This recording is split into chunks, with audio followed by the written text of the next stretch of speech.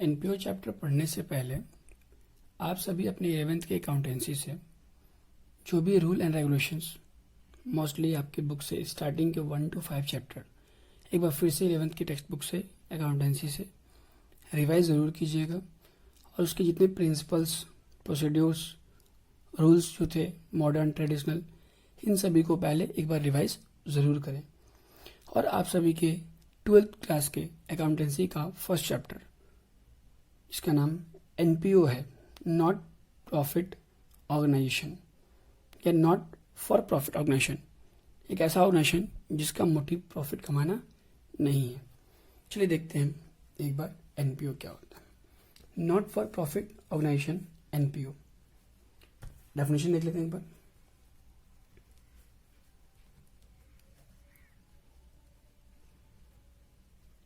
Organisation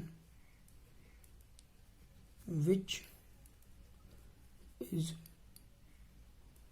not working with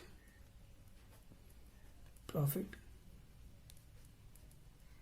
motive, मतलब एक ऐसी संस्था जिसका माध्यम या मुद्दा रुपए कमाना नहीं है बल्कि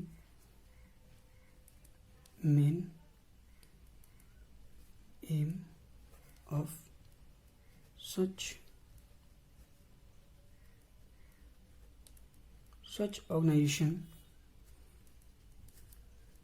is to provide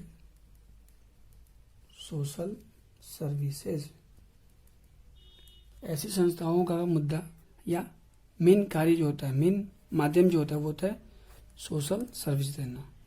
not for profit motivation ना होकर के यहाँ पे होता है सोशल सर्विस, समाज के कल्याण के लिए इस संस्था को स्थापित किया जाता है। जैसे कि आपको पता है कोई भी काम किया जाता है वो एज अ प्रॉफिट अर्निंग होता है। प्रॉफिट अर्निंग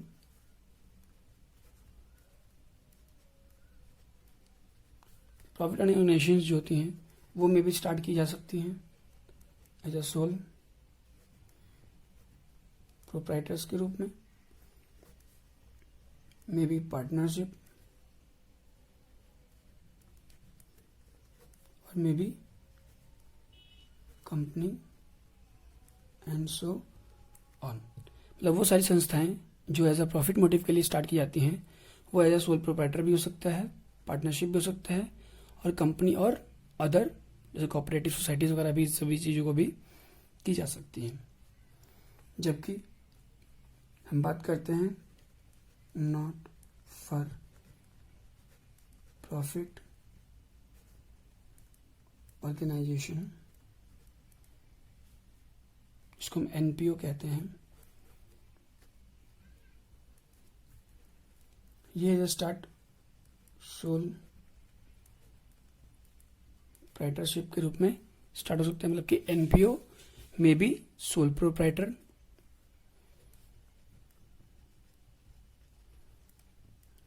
पार्टनरशिप हो सकता है क्या? जी नहीं। इस बात को ध्यान रखिएगा कि NPO not profit organisation, not for profit organisation जो होती है वो नेवर कभी भी पार्टनरशिप में नहीं हो सकती। क्यों? क्योंकि पार्टनरशिप का डेफिनेशन ही होता है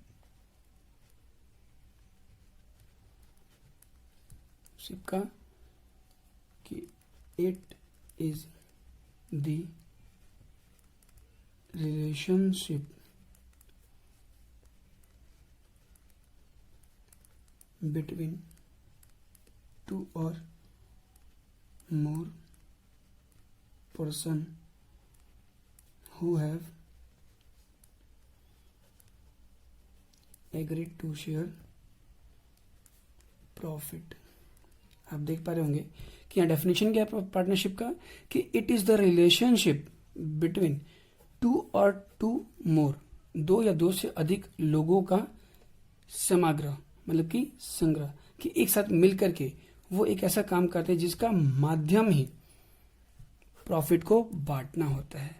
जैसे कि पार्टनरशिप में आपने पढ़ा होगा थोड़ा बहुत थ्योरी में भी बिजनेस में। तो पार्टनरशिप का मोटिव ही प्रॉफिट कमाना है, तो ये एनपीओ में कभी नहीं हो सकता। अब जैसा कि आपने जान लिया कि प्रॉफिट इसका मोटिव है ही नहीं। अगर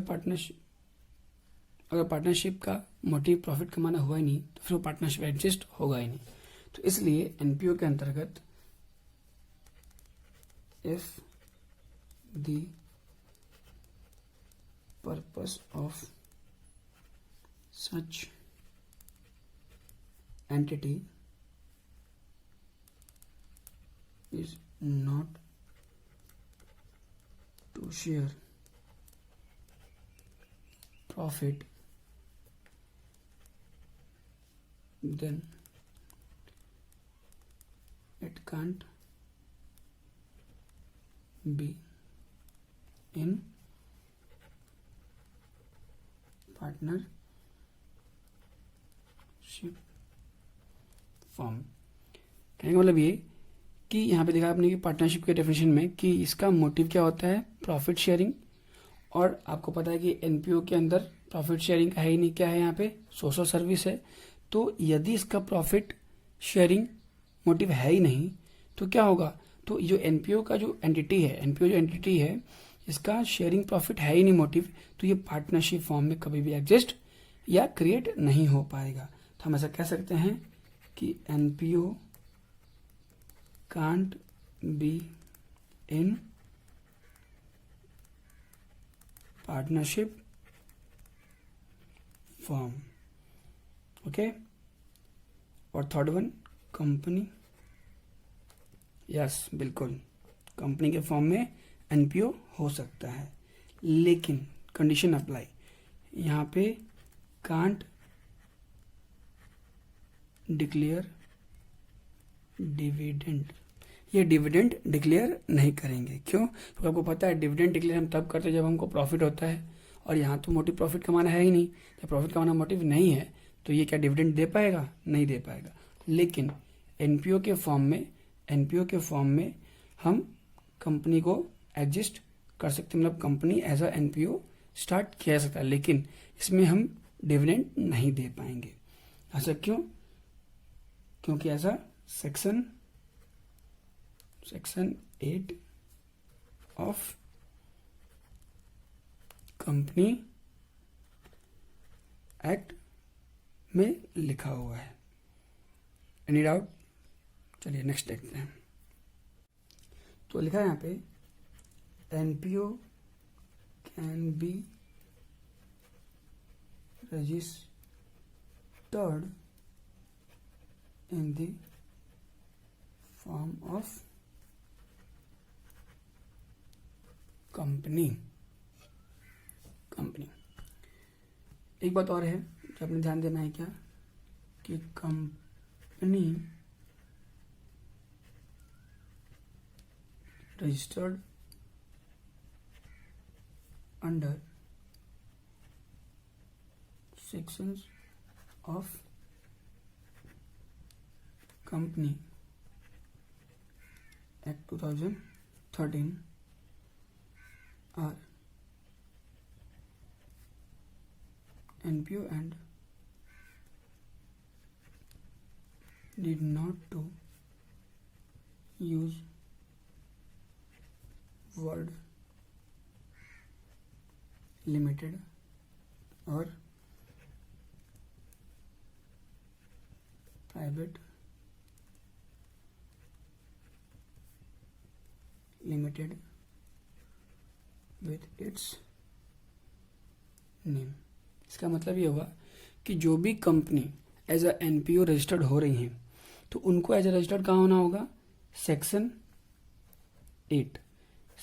8 of company act 2013 as a NPO company के रूप में रजिस्टर्ड हो सकती हैं, और इनको बाकी प्रॉफिट मोटिव कंपनी के तुलना में इन्हें लिमिटेड या फिर प्राइवेट लिमिटेड वर्ड अपने नाम के साथ ऐड करने की आवश्यकता नहीं है। जैसे कि आप प्राइवेट लिमिटेड जो प्रॉफिट मार्जिन के लिए जो होती है वो हिंदुस्तान लीवर या कोई भी ऐसा कंपनी प्राइवेट लिमिटेड या लिमिटेड ऐसा समझते होंगे आप, तो लिमिटेड इज अ गवर्नमेंट का हो गया, प्राइवेट लिमिटेड जो प्राइवेटाइज्ड है कंपनियां, लेकिन उनका मोटिव प्रॉफिट कमाना होता है। लेकिन यहाँ पे एनपीओ का मोटिव प्रॉफिट कमाना नहीं है बल्कि सोशल सर्विस है, इसलिए ये एज अ एनपीओ कंपनी के रूप में रजिस्टर्ड हो सकती हैं सेक्शन 8 कंपनी एक्ट 2013 के अकॉर्डिंग, जिनको लिमिटेड या प्राइवेट लिमिटेड नेम लगाने की आवश्यकता नहीं है। अब हम बात करते हैं एनपीओ के अकाउंट्स के बारे में। तो जिस तरह से आपने 11th में फाइनल अकाउंट्स पढ़ा था, तो यहाँ पे फाइनल अकाउंट्स ऑफ एनपीओ मतलब ये कि जब हम अकाउंटिंग करेंगे एनपीओ की तो उसमें हमें क्या क्या बनाना पड़ेगा। तो जो अकाउंट्स बनते हैं वो बनता है आपका receipt and payment account, second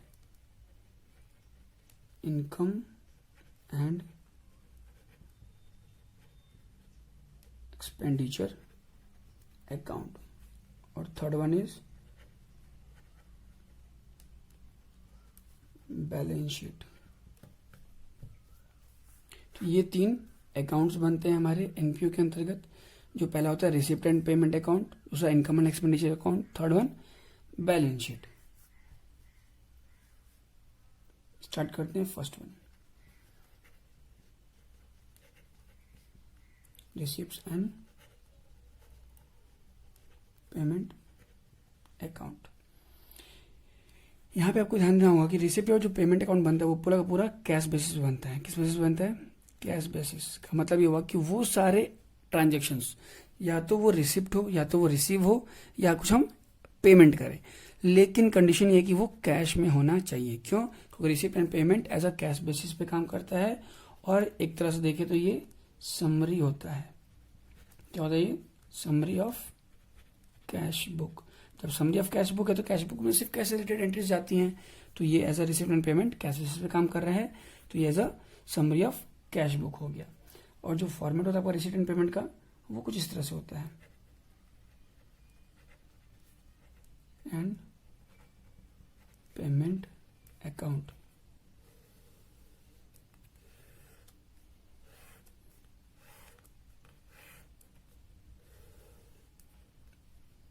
इधर एज अ रिसिप्ट हो जाएगा, अमाउंट हो गया, पेमेंट अमाउंट, ये डेबिट साइड हो गया, ये क्रेडिट साइड हो गया। जो भी एज अ बैलेंस दे रखा होगा वो अमाउंट इधर आएगा, जो बैलेंस सीडी इधर आएगा।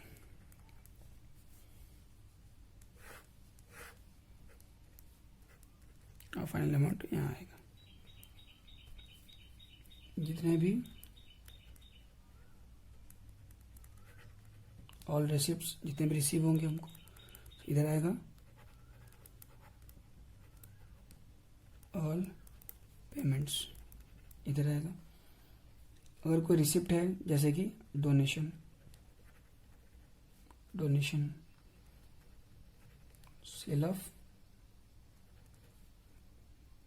ओल्ड न्यूज पेपर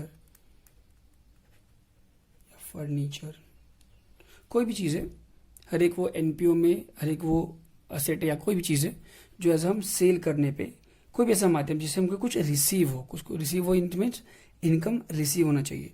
वो सारे पेमेंट्स जो भी हम ऐसा एक्सपेंस के रूप में पे करते हैं, एक्सपेंडिचर के रूप में पे करते हैं एनपीओ के अंतर्गत अपने डेली लाइफ के एक्सपेंसेस को फुलफिल करने के लिए, वो सारी चीज़ें क्रेडिट साइड में आती हैं। जैसे कि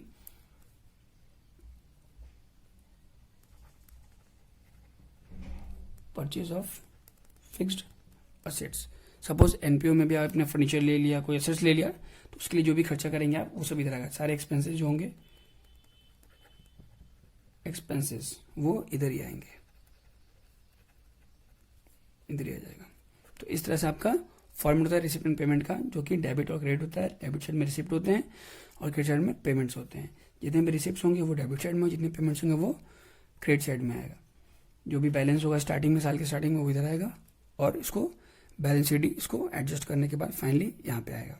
टोटल अमाउंट हम यहाँ लिखेंगे। और ध्यान रखिए जो भी अकाउंट्स हम क्लोज करते हैं यहाँ पे ऐसा डबल लाइन से हम इसको क्लोज करते हैं। इसका मीनिंग होता है कि ये अब फर्दर इस साल कोई ट्रांजेक्शन रिकॉर्ड नहीं होना है। नेक्स्ट जो अकाउंट होता है वो बनता है आपका इनकम एंड एक्सपेंडिचर अकाउंट, जिसके अंतर्गत इसका भी फॉर्म कुछ तरह से होता है, डेबिट हो गया, क्रेडिट हो गया। इधर आता है आपका एक्सपेंसेस, इधर आएगा आपका एक्सपेंडिचर, इधर हो गया आपका इनकम। आपको रूल पता होगा, debit all expenses and losses and credit all income and gains. इधर आ जाएगा आपका ऑल एक्सपेंसेस और इधर आएगा ऑल इनकम, इनकम्स। और इनकम और एक्सपेंडिचर जो बनता है ये पूरा का पूरा बनता है एक्रूअल बेसिस पे, एक्रूअल बेसिस या फिर इसको हम ड्यू बेसिस भी कहते हैं। इसका मीनिंग ये हुआ कि वो सारे ट्रांजेक्शन्स, का मतलब ये होता है कि वो सारे transactions only those transactions related to current year are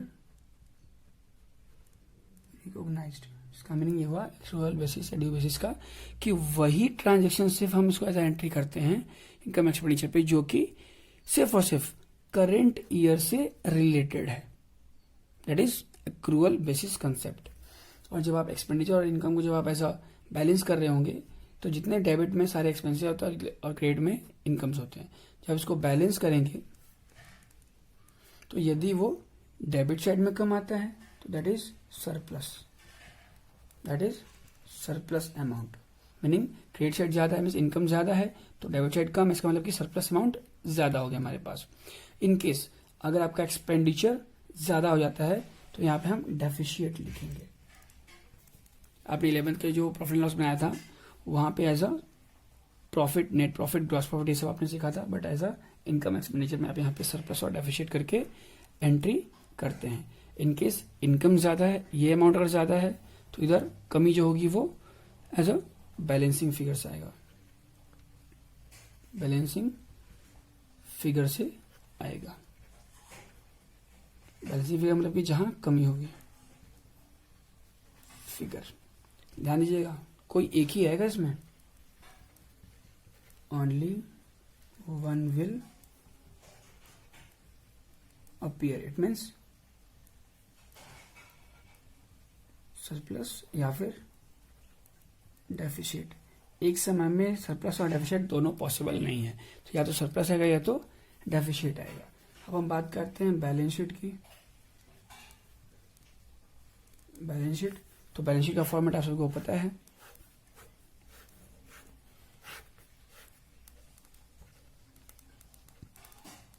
liabilities amount, assets amount. मैं ऐसा रफली बना रहा हूं, आप इसको ऐसा फेयर बनाएंगे। आपको पता है लायबिलिटीज सारी रहेंगी, लायबिलिटीज जैसे कि आपने 11th में पढ़ा था बैलेंस शीट के अंदर, वहां पे आता है आपको कैपिटल। अब चूंकि यहाँ पे ऐसा प्रॉफिट मार्जिन के लिए तो है नहीं बिजनेस, ये बिजनेस क्या है, ये बिजनेस तो है नहीं, जिसमें बिजनेस उसको बोलते हैं ना जिसको हम प्रॉफिट अर्निंग के मोटिव से करते हैं। तो ये तो आपका एनपीओ है, नॉट फॉर प्रॉफिट ऑर्गेनाइजेशन। ये तो एज सोशल सर्विस के लिए स्टार्ट किया जाता है, इसलिए यहाँ पे ऐसे कैपिटल ना लिख करके यहाँ पे लिखते हम कैपिटल फंड होता है। कैपिटल फंड मतलब कि वो अमाउंट जो हमने रिसीव किया है फॉर सोशल सर्विस के लिए, वो अमाउंट एज अ इधर आता है। यहाँ बाकी क्रेडिटर्स हो गए।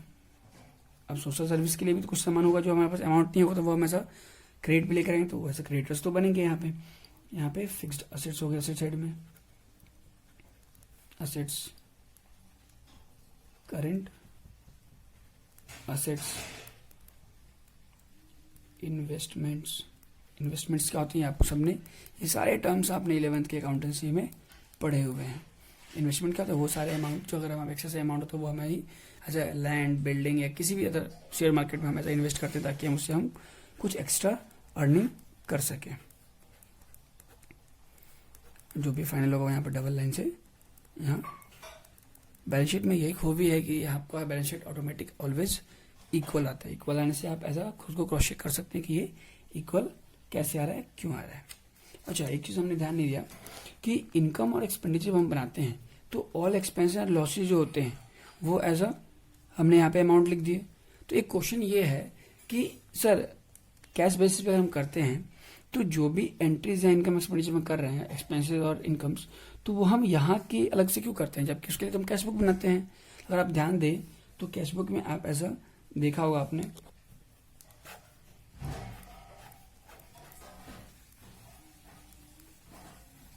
कैश बुक जब हम बनाते हैं तो वहाँ पे बैंक कॉलम या कैश कॉलम जितना भी बना सकते हैं आप, तो वहाँ पे देखते हैं कि जो भी चीज़ें आती हैं वो डे वाइज आती हैं या मंथ वाइज आती हैं। फॉर एग्जांपल अप्रैल का हो गया, अप्रैल में जितने भी ऐसा अमाउंट रिसीव होगा वो इधर आ गया, जो भी पेमेंट किया वो इधर आ गया। फॉर एग्जांपल अप्रैल में आपने डोनेशन हो गया तो ये आपने यहाँ पे लिख दिया, सेल किया कुछ तो इधर आया। मई में फिर आ गया आपका सेम वही डोनेशन और सेल। तो कैश बेसिस या कैश अकाउंट में हम ऐसा मंथली या डेली बेसिस पे काम करते हैं, लेकिन अगर हम इसी इनकम एक्सपेंडिचर हम डेली लिखते जाए तो ये बहुत बड़ा अकाउंट बन जाएगा। इसलिए हम ऐसा यहाँ पे कैश बुक में सभी चीज़ों को पूरे साल भर का एज अ बैलेंस करते हैं और टोटल बैलेंस हम यहाँ पे डालते हैं ताकि हमारा अकाउंट छोटा हो और यहाँ से कैश बेसिस हमको पता चल जाए कि डोनेशन से पूरे साल में कितना आया। लेकिन यहाँ पे सिर्फ और सिर्फ कैश बुक का पूरा टोटल बैलेंस हम पूरे एक्सपेंस का लिखते हैं और पूरे इनकम का लिखते हैं। पूरे इनकम का मतलब कि सभी इनकम सभी हेडिंग्स को एक साथ मिला के नहीं, एज अ डिफरेंट हेडिंग से पूरे साल भर में, लाइक डोनेशन से पूरे साल कितना रिसीव हुआ है तो वैसा हम यहाँ पे लिखेंगे डोनेशन। पूरे ओल्ड न्यूज़पेपर को सेल करके कितना हमको इनकम हुआ है वो हम यहाँ लिखेंगे ओल्ड न्यूज़पेपर करके, और फिर देन इस टोटल अमाउंट को यहाँ लिखेंगे। वैसे ही हम कैश बुक में जितने भी एक्सपेंसेस करते हैं, लाइक मान लो कि सेल किया कुछ, परचेज किया, परचेज ऑफ फिक्स्ड असेट्स खरीदा हमने कैश में, तो हमने यहाँ कैश पेमेंट किया होगा इसलिए क्रेडिट साइड में आ रहा है। तो जो भी पेमेंट किया वो ऐसा हम यहाँ पे फिक्स्ड असेट करके परचेज करके आएगा यहाँ पे अंदर में। और फिर इस अमाउंट और भी बहुत सारे अमाउंट होंगे और भी अदर एक्सपेंसेस हैं, सभी अमाउंट टोटल करके फिर वो यहाँ ट्रांसफर होता है। तो ध्यान दीजिएगा कैश बुक जो बनता है वो डेली या मंथली बेसिस पे बनता है, तो सभी चीज़ों को बार बार रिपीट करेंगे इनकम एक्सपेंडिचर बहुत बड़ा हो जाएगा। इसलिए हम यहाँ पे कैश बुक बना करके हर एक हेडिंग्स का टोटल बैलेंस पूरे साल का वो हम ऐसा इनकम एक्सपेंडिचर में पुट डाउन करते हैं और देन इसको टोटल को यहाँ पे एक्सपेंसेस करके टोटलिंग करते हैं। सो इतना आपका फर्स्ट वीडियो में है।